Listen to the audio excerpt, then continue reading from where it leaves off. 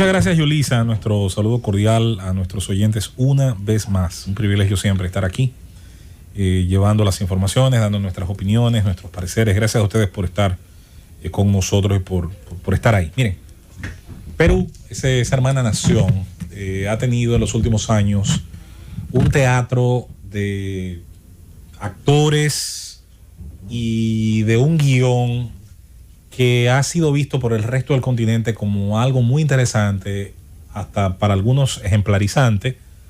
Para otros podría ser un punto de alarma, depende cómo lo vea. Pero vamos a los hechos.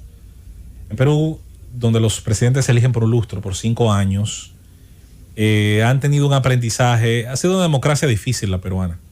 Atravesó, como toda América Latina, sus situaciones de golpes de Estado y de ascenso de militares al poder desde los años 60. Así cayó el gobierno de Belaúnde Terry, así habían caído otros gobiernos. Tuvo regímenes con orientaciones interesantes. Por ejemplo, cuando se analizan las situaciones de gobiernos militares, poca gente habla de Velasco Alvarado, quizás porque era de los iluminados, que se inclinaba más hacia cierta ideología. Se habla poco de los abusos cometidos por Velasco Alvarado, por ejemplo, y que sin embargo tuvo que salir en el año 79 del gobierno en Perú. Perú retomó, digamos, las prácticas de una democracia formal precisamente a partir de ese año, de una nueva constitución, y en los años 80 volverían pues los gobiernos a sucederse uno tras otro. Por el propio Belaúnde Terry fue el que abriría ese periplo. Luego vendría a Belaúnde Terry, un hombre de altísima edad, de una generación muy anterior. Le sustituiría uno de los más prometedores en los años 80 políticos de Perú, y muchos dicen que de América Latina. Un presidente que tenía, al momento de ser electo, 34 años, creo que tenía 35 al momento de la toma de posesión, pero era bastante joven, uno de los mejores oradores que América Latina ha tenido, y sin embargo, muy joven, inexperto, y tal vez apoyado en una base ideológica y en una base muy articulada por políticas que ninguna relación guardaban con la economía real del mundo. Hablo de Alan García, quien entre 1985 y 1990 gobernó esa nación, teniendo graves situaciones de política monetaria. Bueno, 3 monedas distintas se utilizaron en Perú durante su gobierno. La nacionalización de la banca, entre una serie de medidas que ninguna dio pie con bola. Ese desastre, en todo el sentido de la palabra, abrió la brecha en 1990 para unas elecciones que el resto de América Latina vio con mucho interés. Cuando en 1990 iba un gran literato como Mario Vargas Llosa y un político que muchos quizás no entendían su surgimiento, había sido alcalde, y que muchos quizás no conocían cuál era su oferta. Hablamos de Fujimori, quien terminaría ganando esas elecciones y comenzaría a gobernar por un espacio de casi una década. Y su gobierno tuvo entre sus acciones una que en 1993, si no me equivoco, fue muy aplaudida por una parte de la sociedad chilena, de la sociedad peruana, pero que sería, dentro de esos aplausos y ese jolgorio y esa alegría, sería un golpe terrible para su gobernabilidad e institucionalidad. Y fue el famoso autogolpe, con el cierre del Congreso y con la destitución de los congresistas peruanos. Congresistas, muchos de ellos a lo mejor corruptos, muchos de ellos impopulares, muchos de ellos tal vez inmoral para juzgar a nadie, pero mal que bien eran el contrapeso del gobernante. Y a partir de ese momento, el gobernante, en un país como Perú, se vio sin contrapesos. Y no es que Fujimori no tuviera aciertos. Todos los gobiernos, sobre todo los que duran mucho tiempo, tienden a generar algunos aciertos, sobre todo cuando aprovechan épocas en las que diversas materias primas que su país produce, diversos ciclos económicos producen cierta prosperidad, aunque la misma no guarde ninguna relación con la eficiencia que genera su gobierno. Con la salida, como todo el mundo recordará, violenta, terrible, difícil de Fujimori, y con toda la corrupción que allí se descubrió, Perú aprendió una gran lección. La sociedad peruana le dio mucha importancia al factor que significaba un ministerio público y una judicatura independientes. Y fue, entre otras cosas, por la valiente denuncia y actuación de fiscales, muchos de ellos que pusieron en riesgo su vida, muchos de ellos que años después fueron reconocidos por la sociedad peruana, incluso algunos de ellos, sus vidas, señores, llegaron hasta el cine. El cine peruano incluso ha recogido algunas de esas historias y las ha compartido en su sociedad y las ha compartido con el resto de América Latina. Y muchos de esos fiscales, muchos de esos funcionarios han pasado a la posteridad como gente que aportó mucho al hecho de que su país se lograra fortalecer la institucionalidad. Los gobiernos que siguieron a Fujimori, Toledo, un regreso de Alan García, la llegada de Ollanta Humala, que en principio se entendía que era un candidato con una visión tal vez radical, pero terminó siendo realmente un gobernante del sistema, aunque yo diría que de lo malo del sistema.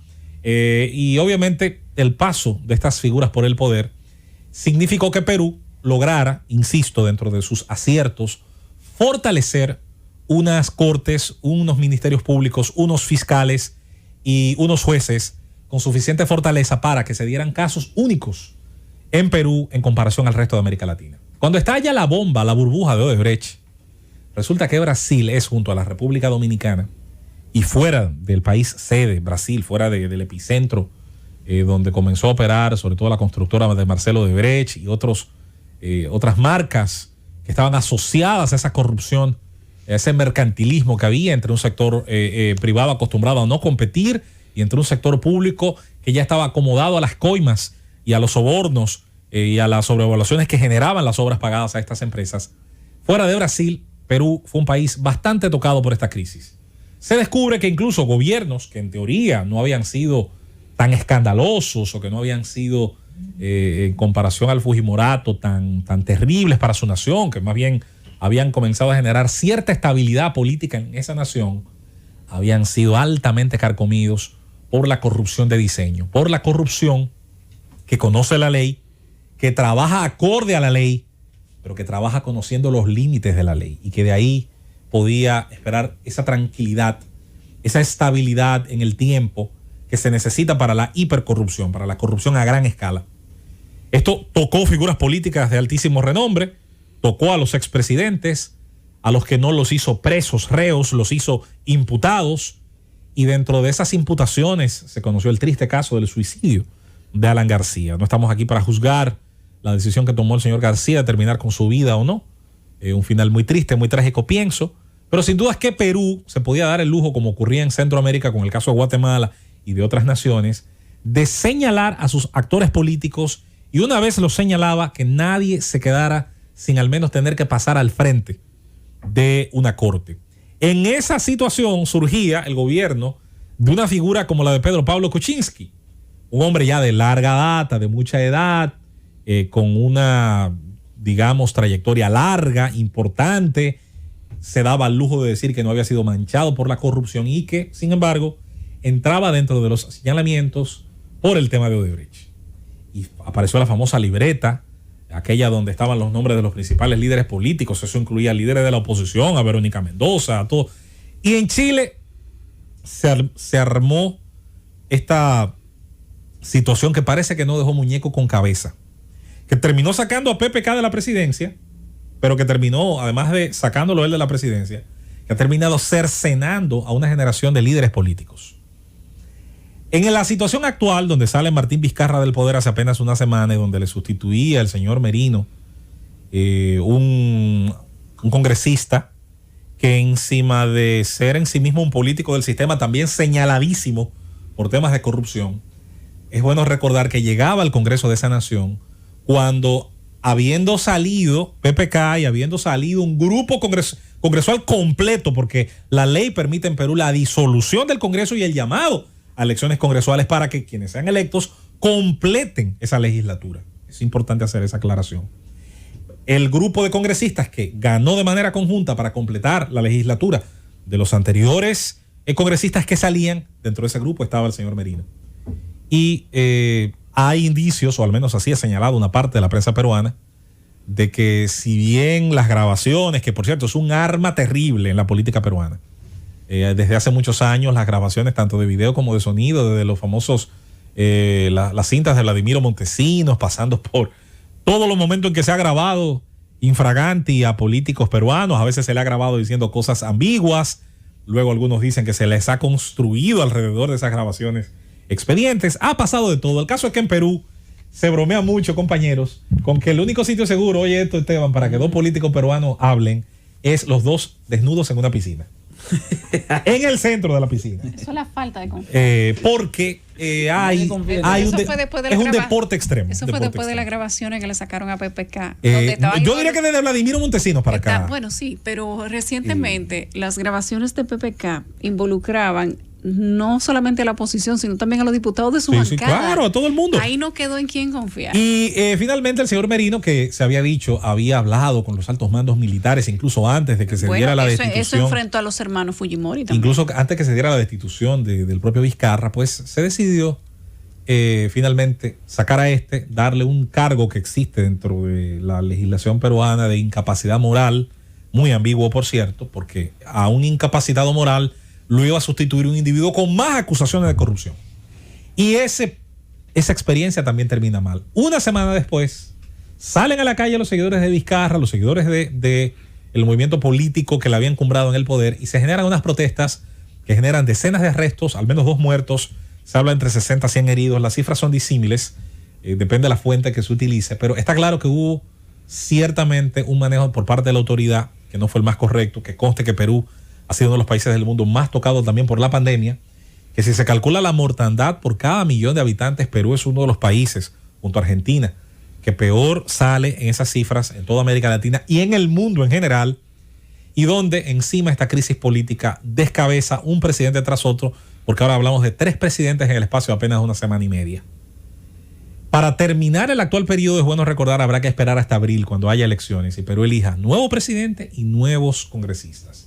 ¿Cuáles son las conclusiones de este recorrido? Miren, señores, desde la República Dominicana, muchas veces algunos analistas, sobre todo ocurría mucho hace unos meses y hace unos años, cuando los sectores de la ciudadanía decidieron salir a marchar, Marcha Verde, y decidieron que la corrupción y la impunidad ocupara el centro de la discusión política, algunas voces, y yo no digo que malintencionadas todas ellas, pero muy acomodaticias algunas, salieron a discutir el hecho de que el honestismo, esa especie, digamos, de secta febril que busca la pureza de los políticos y que pretende descabezar y que incluso prefiere la inestabilidad política al hecho de que alguien, así sea sospechoso de corrupción, gobierne o esté en un gobierno, siempre se ha utilizado como para señalar, miren, eso es lo que quieren ustedes.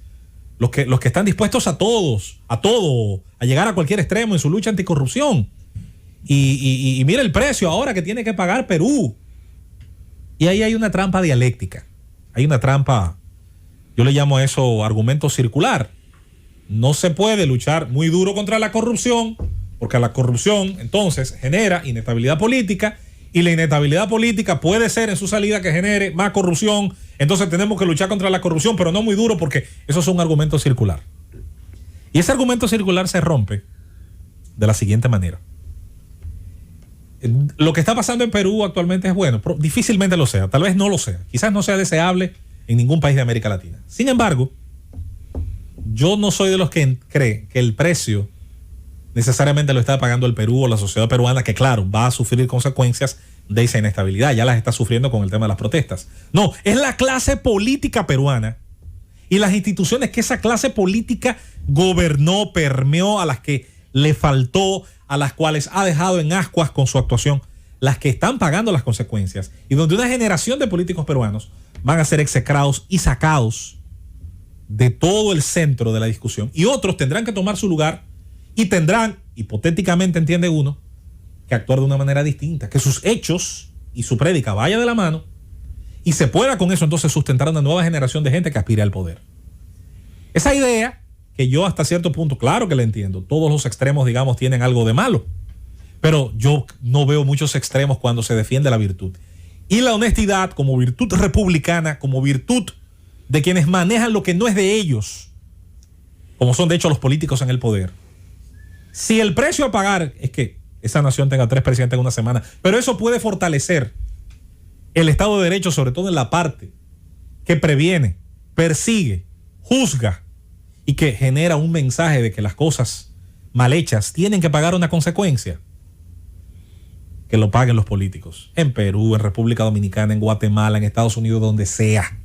El que no puede seguir pagando el precio de la corrupción en cualquiera de sus formas más elegantes o más rastreras, El que no puede seguirlo pagando es el ciudadano. Ese es el aprendizaje, pienso, al menos de los que, como yo opino, tiene la crisis peruana. La inestabilidad política es mala. Bueno, ahí está, la ley dice quién sustituye a quién.